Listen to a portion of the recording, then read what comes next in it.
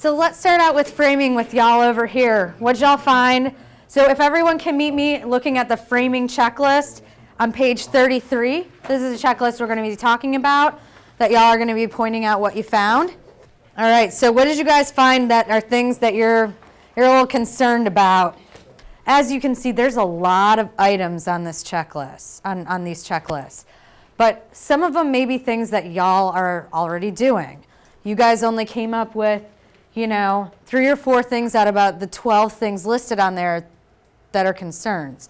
So we're going to talk about all these things in a little bit more detail. Frame attic to allow full amount of required insulation under attic platforms.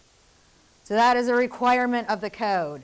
And that means the platforms need to be up high enough that R30 can be installed underneath without being compressed. This is something that, yes, the insulator is going to be installing insulation, but the framer needs to know this as well, even though it's not the framer that's worrying about the amount of insulation, nor probably even cares how much insulation is required. So this is something as builders or maybe working with builders that you need to make sure everyone knows up front. And once they set that unit, if you have an inspector come out and say, this isn't quite right, how difficult is it to fix it at that point? So yeah, it's pretty tough. Who's going to go up there, move that unit, so then you can build up the platform more at that point? That's not one of those things that you want to deal with at that time. Raise the bridge, lower the river, drop ceiling, baby. Drop ceiling. It's a lot cheaper. This is about how much insulation is required over top plates. Specifically looking at this picture, this is where there's not a lot of insulation covering up that top plate. You get a lot of cold spots in there. So, we have a 14-degree difference between where there's not enough insulation and what's going on in the walls. So I say best practice is to put as much insulation as you can over those top plates. Make sure that baffles are installed properly. But with that said, the code is very, very, very silent about what's required. So when you read this, it says that if you're installing R38, you need to make sure that, that R30, when you're doing R38, you can go down to R30 at the eaves. So you still have to have some insulation at the eaves, but you can decrease the amount of insulation that you have. We only require R30 here, right? Now. So there is nothing in the code that states what amount of insulation is required when you have R30. There are 2 different ways of looking at this. There's the way that since it doesn't say anything, you can use a standard truss and you can put whatever that standard truss allows you over the top plate. Another interpretation is because they're not giving you an exception, you have to do R30 there. Now, that way is more expensive because that may mean doing something like a raised heel truss or framing out your roof differently. I hate to say this with a code inspector in the room, but don't rock the boat. If no one's asking you about this or no one's talking about this and you like what you're doing now and you're using standard trusses, don't make an issue out of it. Listen, this issue is huge because we discussed it for about 2 years. And 80% of the houses don't jack up that. Yeah. So we're talking about 80% of the homes built in Arkansas does not raise that rafter. Right. Yep. And I would say that is it's at least. So is there an alternative compliance method? I mean, can you shave it there and pick it up somewhere else? No. Not in the prescription.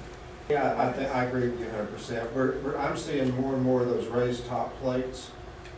Where you set your top plate, you put your ceiling joist, you put another top plate on that, and if you ban those ceiling joists, that allows you to do this. But again, most builders are not doing it. They're not going to do it, and and you don't look far enough because you're not a builder, first of all, but when you do that, you add a lintel to the brick, because the brick normally dies into the freeze pocket up there.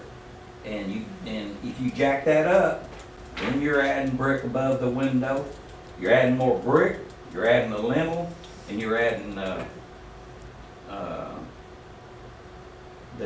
jacking it up with the 2x6 or whatever you jack it up with.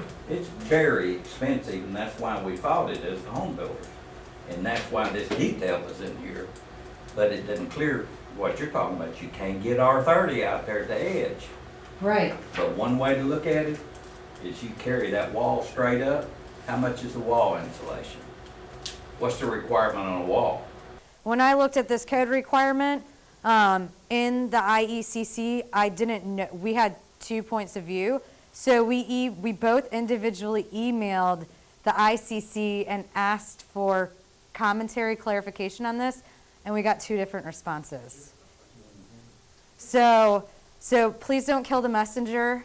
I'm not here advocating one way or the other. I'm just stating that based on what we found, we got 2 different interpretations. But what I've heard from Brian, I've heard from most code officials, which is that, they want to make it easy. They don't want to fight with y'all. They want to make sure that the code is complied with, but they don't want to go to big lengths to create situations that don't need to be created.